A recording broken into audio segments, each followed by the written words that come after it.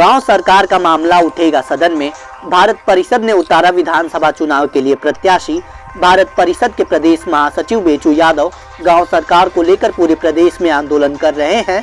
इस आंदोलन के दौरान उन्होंने गांव सरकार का मुद्दा सदन में उठाने के लिए लगभग सभी पार्टियों के नेताओं से बातचीत की, लेकिन कोई भी गांव सरकार के मुद्दे को सदन में उठाने या अपने चुनावी मैनिफेस्टो में लाने पर सहमति नहीं जताई। सभी पार्टियों और नेताओं से बातचीत करने के बाद जब उन्हें लगा कि गांव सरकार का मुद्दा कोई भी उठाने को तैयार नहीं है, तब उन्होंने खुद ही अपने कार्यकर्ताओं को सदन भेजकर गांव सरकार को लागू करवाने की कवायद छेड़ दी है।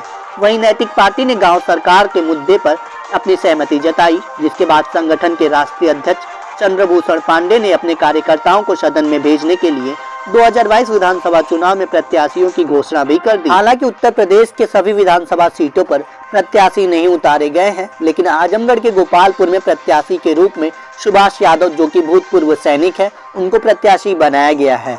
इस संबंध में बेचू यादव ने बताया कि हमारी मांग को किसी भी पार्टी ने सदन में उठाने की बात नहीं कही है, लेकिन नैतिक पार्टी ने अपना पुरजोर समर्थन दिया है।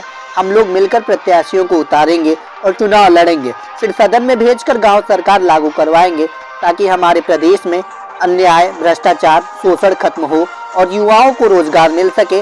आम जनता का काम गांव में ही हो सके, गांव गुलाम नहीं बल्कि अपने आप में आजाद महसूस कर सके। आज गोपालपुर विधानसभा आदिपुर बड्डी है गांव में भारत परिषद की एक बैठक हुई, जिसमें गांव सरकार को लेकर के चर्चा की गई और साथ ही गोपालपुर विधानसभा से प्रत्याशी के रूप में सुभाष यादव को मनोनीत किया गया। इस दौरान बेचू यादव ने सुभाष यादव को जीत दिलाने के लिए लोगों से अपील भी की। कार्यक्रम के दौरान मौके पर क्षेत्र के सैकड़ों लोग मौजूद रहे। कि मेरा नाम बेचू यादव, मैं एक समाजसेवी संगठन भारत परिषद का प्रदेश महासचिव हूँ। आज इस गोपालपुर विधानसभा के कादीपुर बढ़हट्टी गांव में एक संगठन का कार्यक्रम हुआ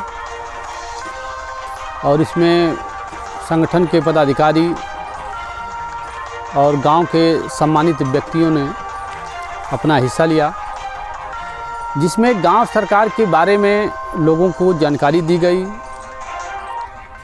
गांव सरकार के बारे में विस्तृत रूप से चर्चा हुई।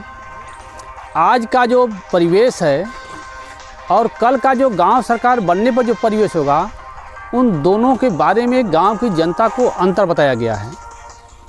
और गांव सरकार जो आज़ादी के 75 साल के बीतने पर भी जो हमारे पार्टी हैं, जो हमारी सरकारें हैं, जो हमारे नेता हैं, प्रत्याशी हैं, ये लोग कभी भी गांव सरकार के मुद्दे को अपने एजेंडे में नहीं ला रहे हैं। गांव सरकार की बात करने से कतराते हैं।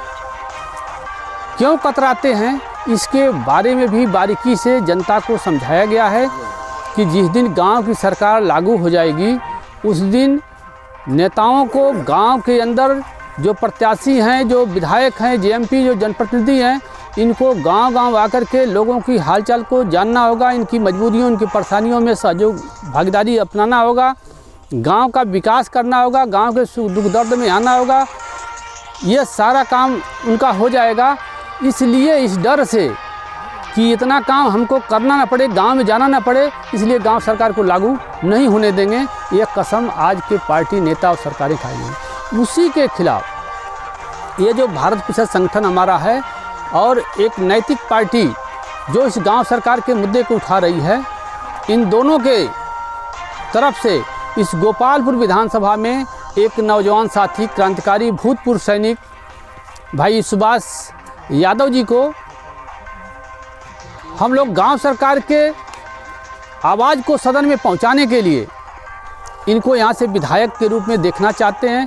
इनको प्रत्याशी घोषित किया गया है कि नैतिक पार्टी और भारत परिषद संगठन के दोनों के समर्थन से आप जो है कि गोपालपुर विधानसभा के प्रत्याशी आज से मनोनीत कर दिए गए हैं।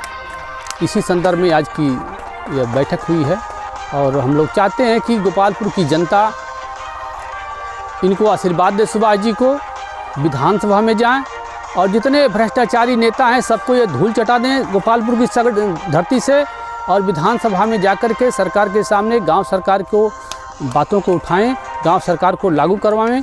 हमारे गांव को गुलामी से दूर करें, गांव को आज़ाद करावें, गांव की जनता को अपने तरीके से विकास करने का जो एक साहस जो संविधान ने जो दिया है वो पूरा हो, यही हम लोग का सपना है। इसी संदर्भ में आज का कार्यक्रम है।